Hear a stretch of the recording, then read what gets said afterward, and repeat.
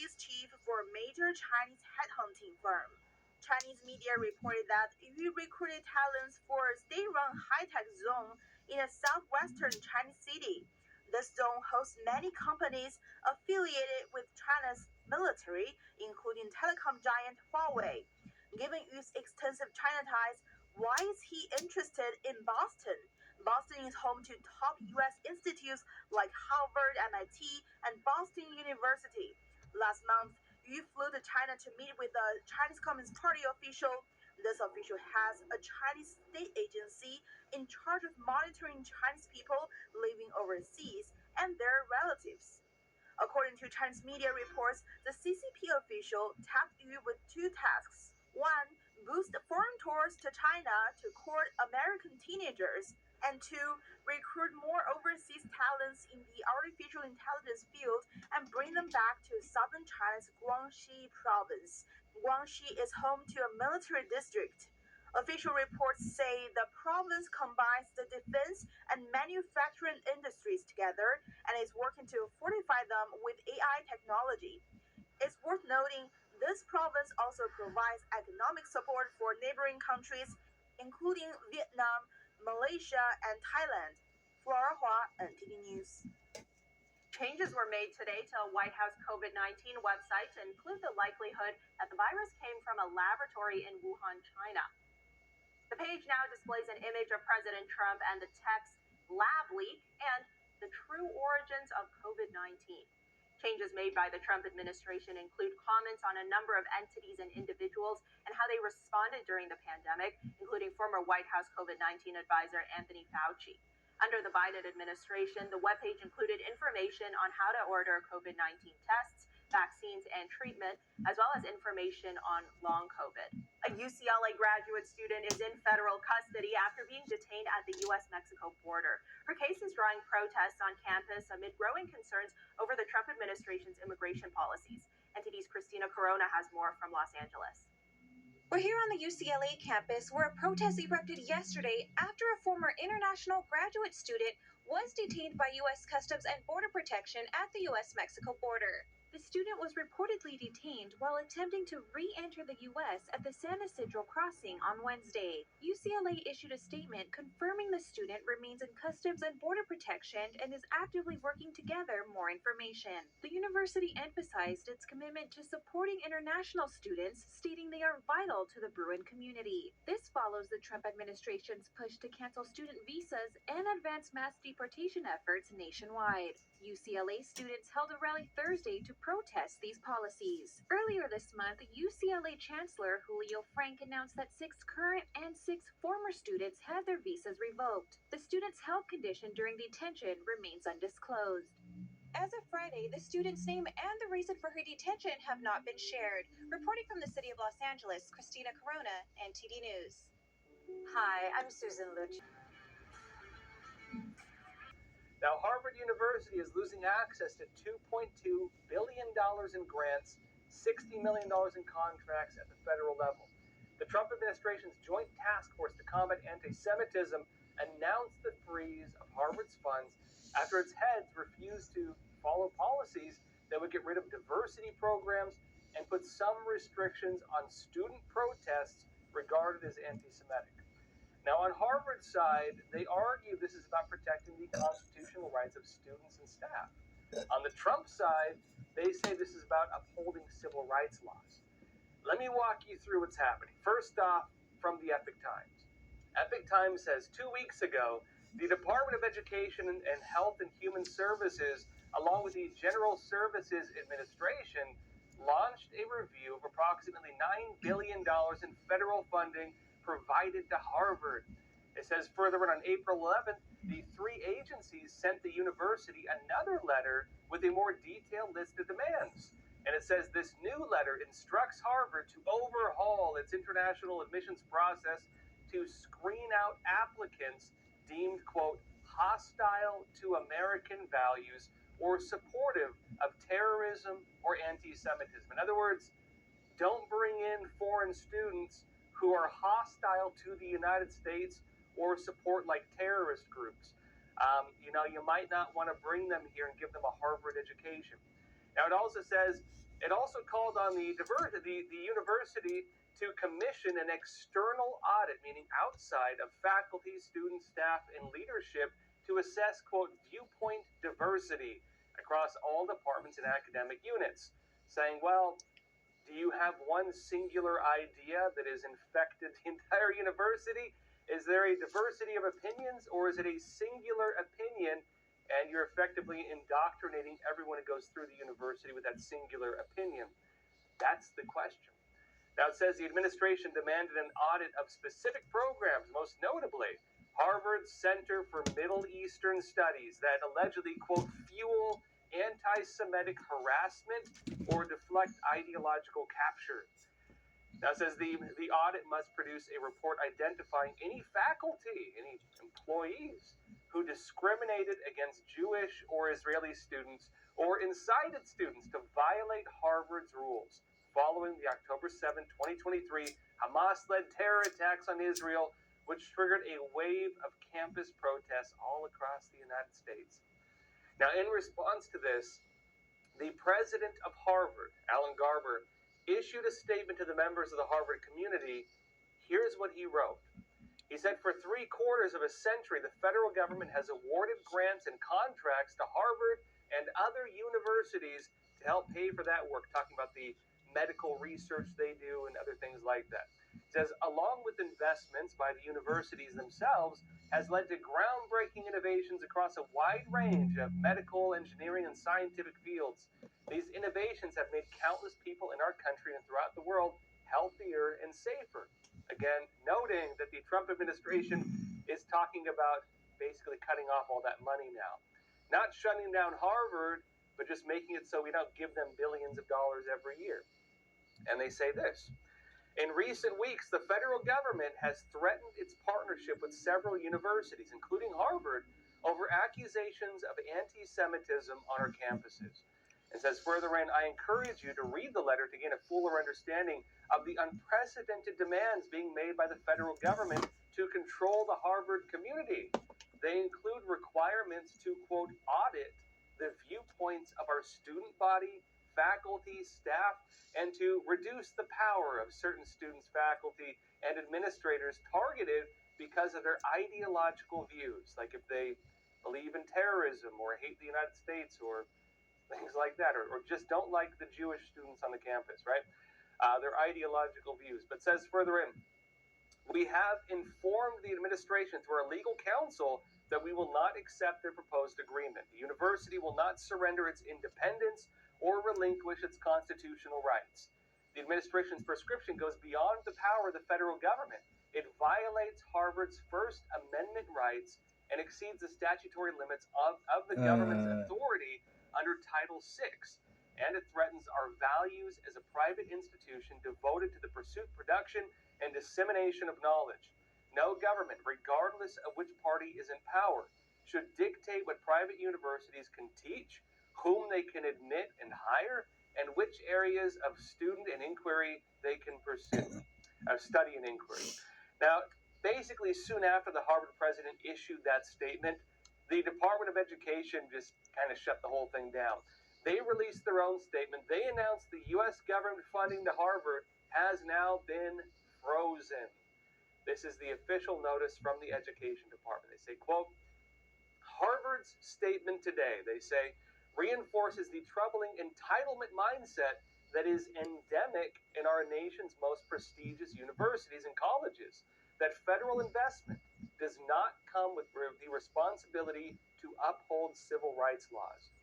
Again, an argument here that if you get money from the government will stop giving you that money if you violate the standards of the government, right? Meaning they're not going to shut you down. You still have your freedom of speech, but you're not going to get taxpayer money by, for doing it effectively. That's the argument. But they say this, quote, the disruption of learning that has plagued campuses in recent years is unacceptable. The harassment of Jewish students is intolerable.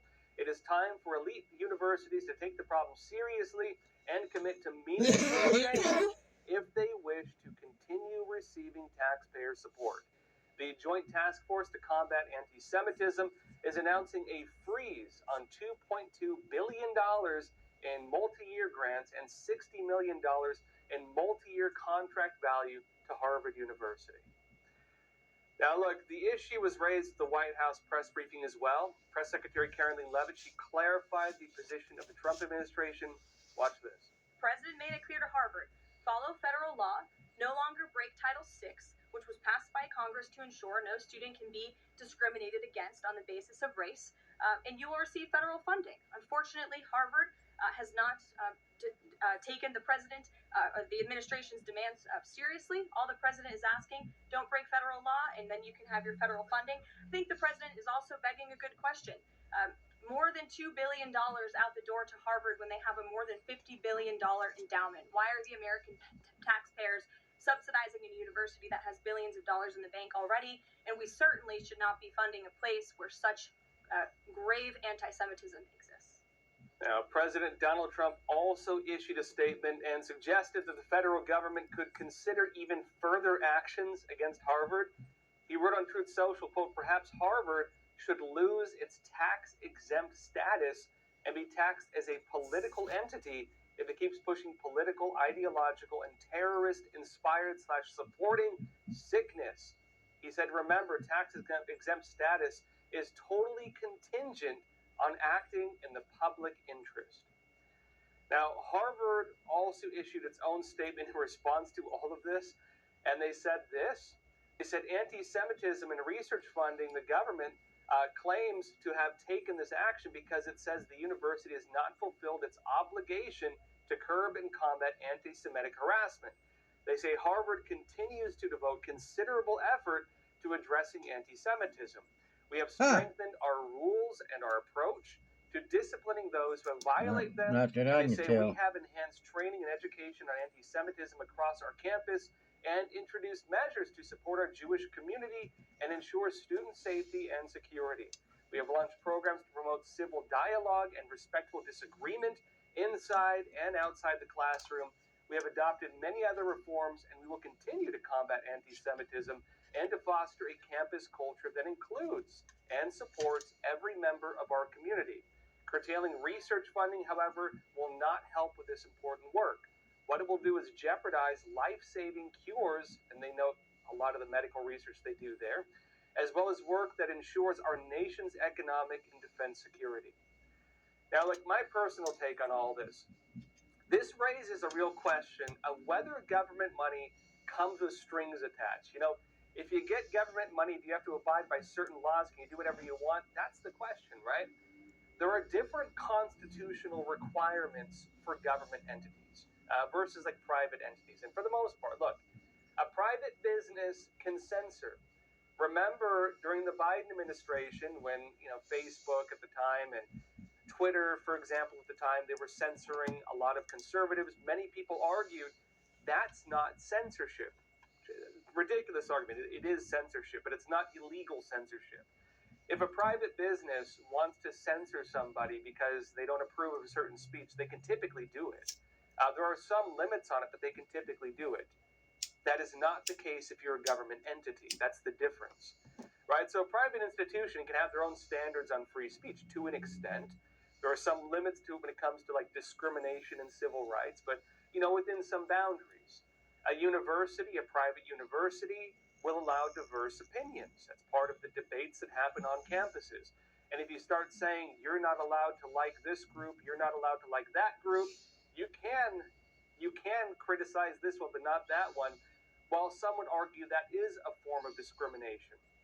If students can only speak negatively about one group of people but not the other, and if you eliminate entire debates and international conflicts, how do you have real dialogue? That's the argument, right? Although there are some limits to it. For example, though, when it comes to independent organizations, you can have private religious schools. And you could argue a private school for one certain religion, there are Christian schools and Catholic schools and Muslim schools and everything else, right? They can have requirements for the religious beliefs of students. They can say, we're only admitting a child if they have a recommendation from a pastor. That's why you have religious schools. They can legally do that. But if you're a government institution, you have really strict requirements on that. You cannot restrict people based on religious beliefs. That's the difference between public and private. Now, government entities, they need to abide by strict standards on freedom of speech, freedom of belief, civil rights laws, and other requirements like that. They have a lot less leeway on this front. So this is where the debate is. The question for Harvard, at least on the freedom of expression side, it gets to something more fundamental. If a private organization receives government money, then do they also need to abide by the same strict requirements that a government agency would have to abide by?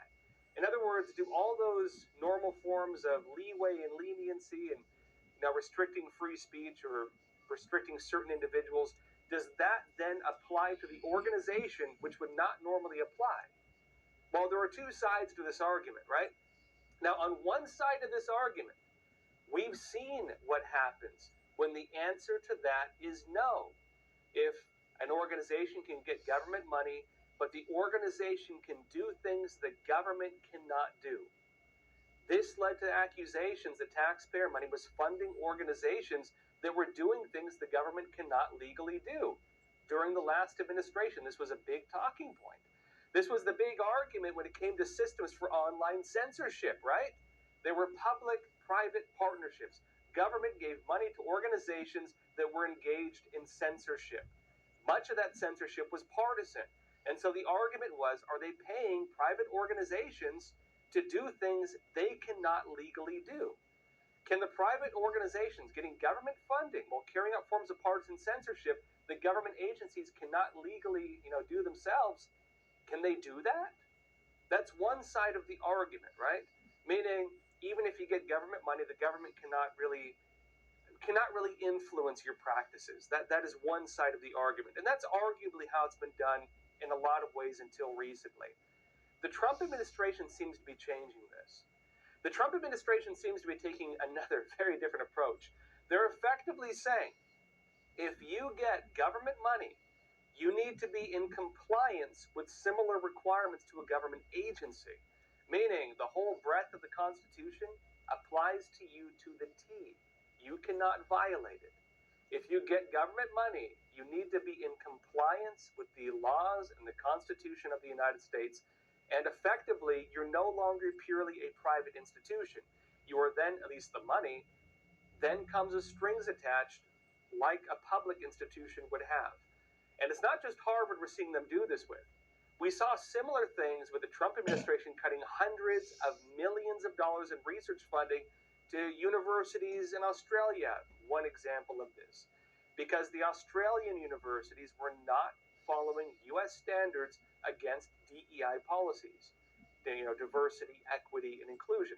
They lost their U.S. government funding because they were not in line with the standards of the U.S. government. See what I mean? Even internationally, even if legally in that country, that's totally fine. America can remove its funding now if they're not in line with our values. The Trump administration is also doing similar things with businesses.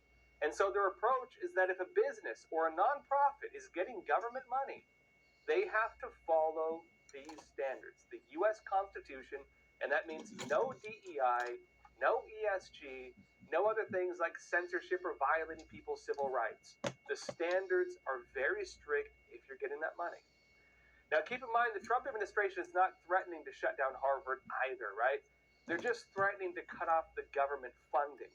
And this is interesting because it's also suggesting that in future programs for government funding, things like money through USAID or government grants or international development type programs, this policy could help ensure that taxpayer money, the money we spend, is not being used for things like roundabout censorship, things that we've talked about before, other programs like that. Programs that fund organizations that do things in ways that are politically partisan or go against, what the government can't normally do. These kinds of public-private partnerships that work as a kind of roundabout way to get around constitutional protections. It seems they're eliminating that whole loophole. But on the other hand, it also suggests that, if you get government money now, there are strings attached. And that does represent a type of government influence over private organizations. That's where the difficulty is here, right? And so the funding can get, basically shut off. You can lose your funding if you do not follow the standards of the Constitution. Meanwhile, the Trump administration is saying that homegrown criminals, that is, criminals who are American citizens, could get sent to El Salvador to be detained. I'll be talking more about this after we go back from a quick break. Welcome back. The Trump administration is now saying that homegrown criminals right here in America could be sent off to a prison in El Salvador. This is now becoming a point with the prison in El Salvador waiting to be filled with gang members and terrorists, and maybe even more prisons being built. The Trump administration is now saying that American citizens who have committed crimes could potentially be shipped there as well. Now, this is Donald Trump discussing this on Fox and Friends. Watch. Could we use it for violent criminals, our own violent criminals? I call them homegrown criminals. Yes. I mean, the homegrowns. The ones that grew up and Yep. something went wrong and they hit people over the head with a baseball bat. We have, and push people into subways just before the train gets there, like you see happening sometimes. We are looking into it and we want to do it. I would love to do that. Now, Trump also raised this issue during a recent meeting with El Salvador President Nayib Bukele. Let me show you. Would you pay for those facilities to be open if new ones were going to be built? I'd do something. We'd help them out here. We have big, great facilities, very strong facilities, and they don't play games.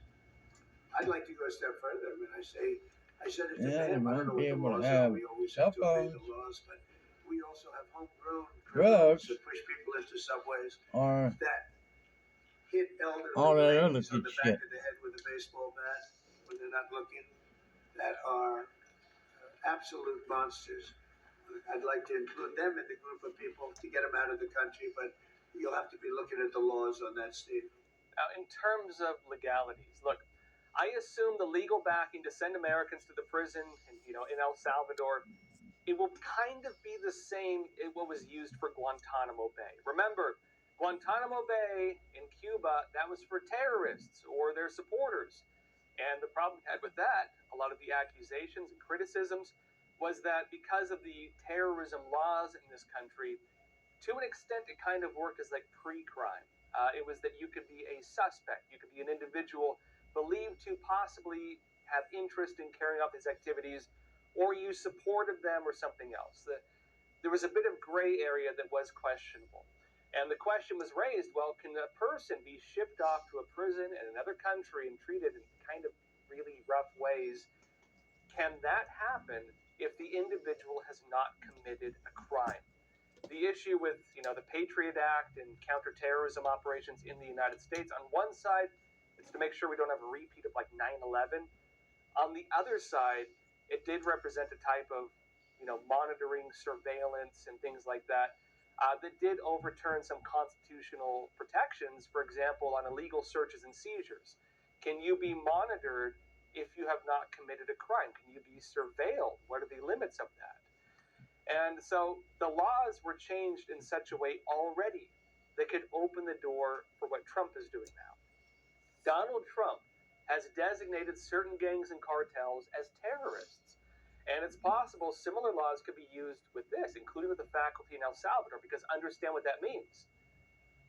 If MS-13 is now designated as a terrorist group, if Tren de Aragua is now designated as a terrorist group, if the Mexican cartels are now designated as terrorist groups, what does it mean if you are helping a terrorist group? Well, given the fact that these organizations are tied in with the entire drug trade, that means anybody involved in any form of that could be seen as someone helping a terrorist organization, somebody communicating with the terrorist organization. Again, most gangs are involved in the drug trade, and most drugs do come through the cartels.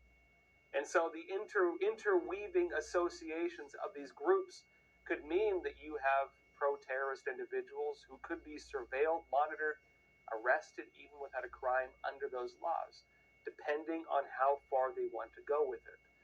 And it's also possible the prison in El Salvador could be the new home to many of them. Now, it's not clear whether this is just for terrorists or their supporters or their affiliates or whatever else, or anybody who provides financial help to them, which is maybe even somebody buying drugs, right? It could also be for what Trump is referring to as homegrown criminals. And he's referring to crazy people like pushing people onto subway tracks when a train is coming.